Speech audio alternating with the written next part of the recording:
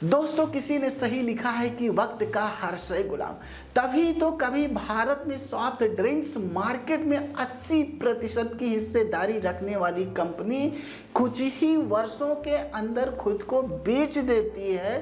Thums up, माजा और Limca जैसे product जो आज कोका कोला बेचती है, आपको जानकर आश्चर्य होगा यह प्रोडक्ट पहले पार्ले बेचती थी। लेकिन पार्ले के साथ ऐसा क्या हुआ, क्या इसके साथ दर्दनाक कथा है जुड़ी जो आपको शायद नहीं पता। इस वीडियो में हम विस्तार से जानने की कोशिश करेंगे।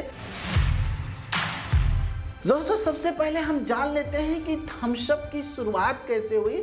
तो थम्स अप की शुरुआत के पीछे एक छोटी सी राजनीति है। वह राजनीति यूं है कि प्रधानमंत्री इंदिरा गांधी के द्वारा आपातकाल लागू होने के बाद 1977 में भारत में कई छोटी छोटी राजनीतिक पार्टियों ने आपस में विलय कर एक बड़ी पार्टी जनता पार्टी का गठन किया। और चांस की बात यह रही कि 1977 में यह अपनी सरकार बनाने में कामयाब भी हुई और देश के प्रधानमंत्री मोरारजी देसाई बनाए गए। उसी समय बिहार के मुजफ्फरनगर सीट से जॉर्ज फर्नांडिस जीत जाते हैं। जॉर्ज फर्नांडिस के जीतने के बाद इनको मोरारजी देसाई सरकार में केंद्रीय उद्योग मंत्री बना दिया जाता है। दोस्तों, केंद्रीय मंत्री बनते ही जॉर्ज फर्नांडिस ने दो अहम फैसले लिए, जिसमें आईबीएम और कोका कोला को देश से बाहर निकाला।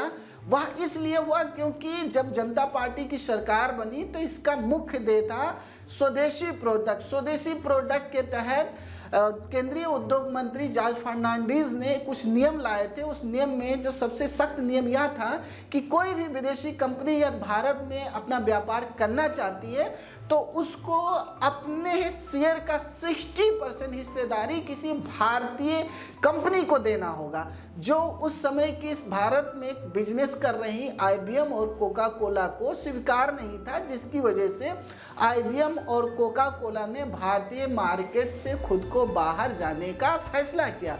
लेकिन आपको जानकर आश्चर्य होगा, जब कोका कोला भारतीय मार्केट को बाहर छोड़कर गया तो उस समय तक भारत में कोल्ड ड्रिंक्स में एक बड़ा बाजार तैयार हो चुका था। और जब कोका कोला भारतीय मार्केट से बाहर गया तो जो सबसे बड़ी समस्या आई वह यह आई कि जो ऑलरेडी कोका कोला के प्लांट में काम कर रहे थे वह सभी के सभी बेरोजगार हो गए और एक लंबा गैप दिखा कोल्ड ड्रिंक्स के मार्केट में। तो भारत सरकार ने जो प्लांट में काम कर रहे थे इनको खपाने के लिए एक भारतीय कोल्ड ड्रिंक्स प्रोडक्ट 77 को लॉन्च किया। लेकिन यह कोका कोला के मुकाबले काफी फेल रहा। इसी समय एक देशी भारतीय कंपनी प्योर ड्रिंक्स कंपनी ने भी अपना एक cold drinks product Campa Cola market में लॉन्च किया था। दोस्तों, क्योंकि प्योर ड्रिंक्स कंपनी या वही कंपनी है जो 1949 में कोका कोला को भारत में लेकर आई थी। चूंकि यह अकेले पड़ गई थी तो इसको लगा कि हम उसी के ब्रांड के साथ काम कर चुके हैं तो लोग हमारे प्रोडक्ट को जरूर पिएंगे। लेकिन यह भी प्रोडक्ट जो कैंपा कोला था यह भी लोगों के द्वारा नापसंद कर दिया गया। लेकिन दोस्तों, कोका कोला के बाद अगर उस समय भारतीय मार्केट में 1977 में कोई दूसरा बड़ा सॉफ्ट ड्रिंक्स प्रोडक्ट जो कोई बेचता था, कोई कंपनी थी, वह पार्ले थी।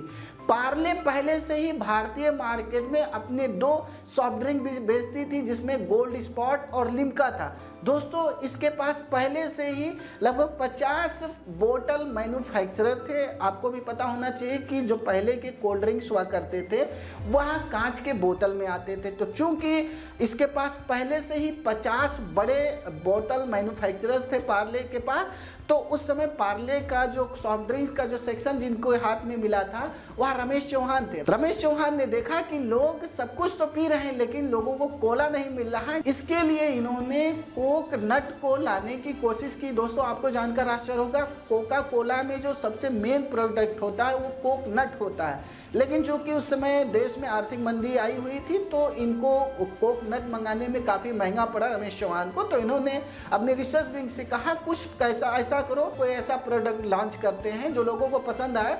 तो इनकी रिसर्च विंग्स ने उस समय भारतीय मसालों के साथ एक नए प्रोडक्ट का फार्मूला तैयार किया और उसको जब लॉन्चिंग करने की बात आई तो उस प्रोडक्ट को नाम दिया गया था थम्स अप। दोस्तों थम्स अप का मतलब अंगूठा दिखाना होता है, जो कि भारत में सबसे बुरा माना जाता है। इसलिए जब इसके पेटेंट का समय आया तो वकीलों ने कहा कि थम्स अप ना करके से थम्स अप कर लो, मतलब बी को हटा दो। तो इसके बाद बी को हटाने के बाद कंपनी ने थम्स अप रखा इस प्रोडक्ट को और मार्केट में लॉन्च कर दिया दोस्तों 1977 में। आपको जानकर आश्चर्य होगा कि थम्स अप ने कोका कोला के जमीन पर काफ़ी मुनाफा काटा। शुरुआत में यह बहुत तेज़ी से कामयाब हुआ, इसने मार्केट में मोनोपोली क्रिएट की। यही नतीजा रहा कि इसके शेयर भी बहुत तेज़ी से आगे बढ़े। और आपको यह भी जानकर आश्चर्य होगा कि 1980 के दशक में यह भारतीय मार्केट में सबसे बड़ा विज्ञापन दाता बन चुका था। हाँ, 1980 के अंत तक इसको थोड़ा सा टक्कर दिया था डबल कोला ने। दोस्तों डबल कोला एक अमेरिकन कंपनी थी जिसने पंजाब के रास्ते भारत में एंट्री की थी। लेकिन दोस्तों 1991 में लिबरलाइजेशन के बाद भारत में पेप्सी की एंट्री होती है। पेप्सी की एंट्री होते ही थम्स अप और पेप्सी के बीच काफ़ी कंपटीशन जनरेट हो जाता है, कंपटीशन का माहौल हो जाता है, जहां पर पेप्सी ने अपने ब्रांड को पॉपुलर करने के लिए फिल्मी सितारे के रूप में जूही चावला को ब्रांड एम्बेसडर बनाया।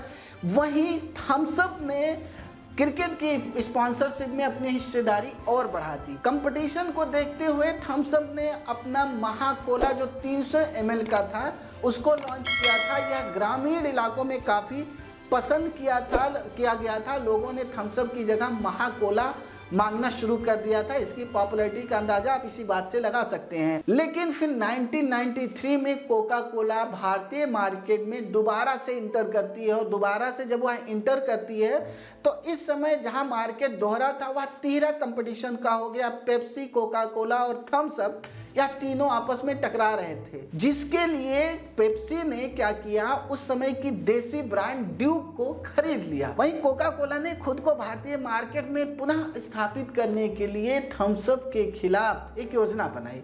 उस योजना का सबसे पहला प्लान यह था कि जो थम्स अप है वह जो प्लांट जो बोतल मैन्युफैक्चरर हैं जिससे अपनी बोतल बनवाता है उनको अपनी ओर आकर्षित कर ले। तो थम्स अप ब्रांड था, उसके जो बोतल मैन्युफैक्चरर थे लगभग 62 थे। 62 में से खास बात यह रही कि 58 जो थे वो फ्रेंचाइजी बेस्ड थे। तो चूंकि फ्रेंचाइजी बेस्ड थे, 4 ही इसके खुद के प्लांट थे, तो उन फ्रेंचाइजियों को कोका कोला ने ऑफर दिया। ऑफर इस तरह से दिया कि हम आपसे बहुत ज़्यादा बोतल बनवाएंगे साल भर में, लेकिन आपको एक शर्त माननी पड़ेगी। शर्त यह माननी पड़ेगी कि आपको और किसी के लिए बोतल नहीं बनानी पड़ेगी। तो थम्स अप को लगा कि हमारे पास बोतल वापस नहीं आ रही, जिसको धुल के वापस पुनः वॉश करके इसको मार्केट में बेचा जाए, जिसके लिए इन्होंने अपने जो 58 जो मैन्युफैक्चरर थे, बोतल निर्माता थे, उनसे संपर्क किया और बोला कि और ज़्यादा आप बोतल बनाइए। तो उन्होंने सीधे मना किया। उन्होंने कह दिया कि हमने दूसरे से टाई अप कर लिया है, हम आपके लिए बना नहीं सकते हैं। और नतीजा यह रहा कि मार्केट में धीरे धीरे इनकी जो मोनोपोली थी वो खत्म होती चली गई। वहीं कोका कोला की रणनीति का दूसरा हिस्सा यह था कि उस समय जो हाईवे पर बड़े बड़े होटल्स थे,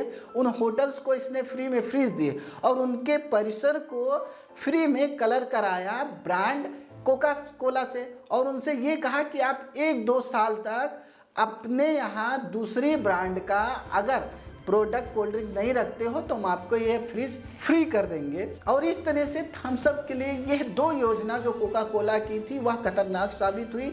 यही नतीजा रहा कि 1993 के अंत तक आते आते थम्स अप ने, स्पेशली रमेश चौहान ने अपनी कंपनी, अपने ब्रांड लिम्का, थम्स अप, माजा को कोका कोला को 600 करोड़ रुपए में बेच दिया दोस्तों। तो दोस्तों आपको क्या लगता है कि विदेशी ब्रांड जो होते हैं वह इसी तरह से देसी ब्रांडों को खत्म करते हैं? दोस्तों यह स्टोरी आपको कैसी लगी कमेंट करके जरूर बताइएगा। और हाँ, यदि आप हमारे चैनल पर पहली बार आए हैं तो चैनल को जरूर सब्सक्राइब कर लीजिएगा, साथ ही बेल आइकन भी प्रेस कर दीजिएगा ताकि आने वाले हर नए वीडियो का नोटिफिकेशन आपको फ्री में मिलता रहेगा। दोस्तों वीडियो को देखने के लिए आपका बहुत बहुत धन्यवाद।